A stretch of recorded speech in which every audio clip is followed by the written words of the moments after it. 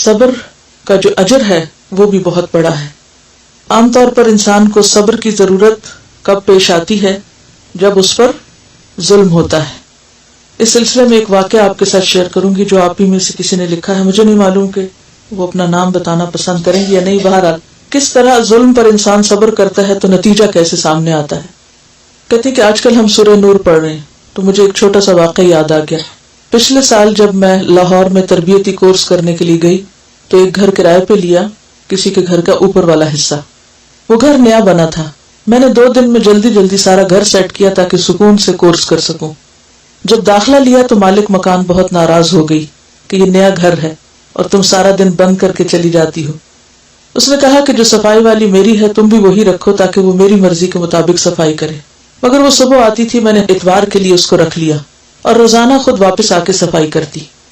ایک دن wash room کا gutter بند ہو گیا کیونکہ نیا گھر تھا, ابھی ریت سیمنٹ پائپ وغیرہ سے نہ نکلے تھے.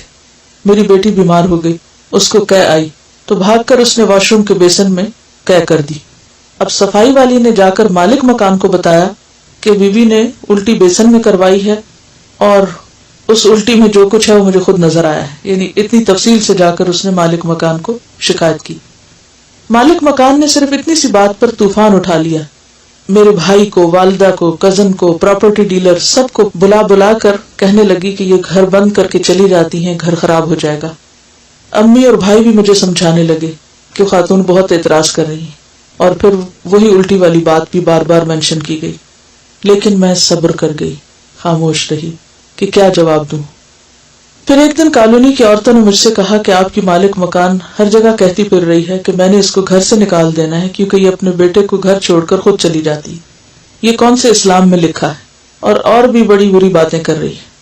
میری آنکھوں میں ایک دم آنسو آ گئے کہ اگر ان دنوں میں اس نے مجھے نکال دیا تو میرا کورس ڈسٹرب ہو جائے گا. میں نے کوئی بد دعا نہ کی, لیکن اپنے آپ کو حوصلہ دینے کے لیے ایک دم میرے دل میں یہ بات آئی کہ انسان کو تو اپنا بھی پتا نہیں کہ کب اللہ اس کو اس کے اپنے گھر سے نکال دے, مجھے کیا کوئی نکالے گا. اور صبر کر کے پھر اپنے کام میں لگ گئی. 2 دن بعد ان کے گھر کو تالا لگ گیا. صفائی والے روزانہ مجھے پوچھنے آتی کہ نیچے والی باجی کہاں ہے. 10 دن بعد جب تالا کھلا تو کسی نے مجھے بتایا کہ مالک مکان اور اس کی شادی شدہ بیٹی ہسپتال داخل رہی ہیں. خیر میں خبر لینے گئی. میں نے پوچھا کیا ہوا؟ کہنے لگی ہمیں تو خود سمجھ نہیں آ رہی, بیٹی کو کھانا کھاتے کھاتے ایسی قے آئی کہ بند ہی نہیں ہو رہی تھی, اور اپنی بیٹی کی یہ حالت دیکھ کر میں بلڈ پریشر کی مریض ہوں, میں بھی بے ہوش ہو گئی. دونوں ہسپتال کے کمرے میں 10 دن داخل رہی. میں نے مبارک دی اور کہا کہ کون سا مہینہ ہے؟ وہ کہنے لگی یہ حاملہ نہیں ہے. یعنی انہوں نے سمجھا کہ شاید اس کی شادی ہوئی ہے تو پریگنینسی کی وجہ سے یہ ہو رہا ہے. ڈاکٹر خود بھی پریشان تھی کہ یہ کس قسم کی قے ہے. سارا گلا چھل گیا اور کافی دن تک کھانا وانا بھی نہ کھا سکے. جب میری والدہ اور بھائی کو یہ قصہ معلوم ہوا تو مجھے کہنے لگے کہ آپ نے اس سے پوچھنا تھا کہ قے کس جگہ کروائی تھی. یعنی جب ان کو قے آ رہی تھی تو انہوں نے کہاں کی. اور جو سب مجھے برا کہتے تھے ان سب نے اپنی آنکھوں سے یہ سارا قصہ دیکھا اور حیران رہ گئے. میں نے مالک مکان پہ ظاہر بھی نہ کیا کہ مجھے کسی شکایت کا معلوم ہے اور نہ ہی کچھ جتلایا کہ کہاں کہاں میری باتیں کی گئی ہیں. الحمدللہ اللہ تعالیٰ نے خود ہی سب کو سمجھا دیا. میں نے صبر صرف اس لیے کیا تھا کہ میں قرآن پاک کی طالب علم ہوں. اگر میرے سے کوئی غلط بات منہ سے نکل گئی تو اسلام کا نام بدنام ہوگا کہ دین پڑھنے والے ایسے ہوتے ہیں, الہدا والے ایسے ہوتے ہیں. اب مجھے یہاں معلوم ہوا کہ اسی کالونی میں الہدا کی برانچ کھل گئی ہے, اور سب سے زیادہ خوشی کی بات یہ کہ میری والدہ بھی اس میں داخل ہو گئی ہیں. مجھے فون پہ بتایا گیا کہ بہت اچھا لگ رہا ہے اور سبق یاد کرنے کا طریقہ پوچھ رہی تھی. الحمدللہ. تو بات یہ ہے کہ اس کو کہتے ہیں صبر, کہ جب آپ پر ناروا قسم کا الزام لگے اور بے جا قسم کی آپ کے خلاف باتیں کی جائیں اور آپ اس موقع پر اپنے رویے کو منفی نہ ہونے دیں.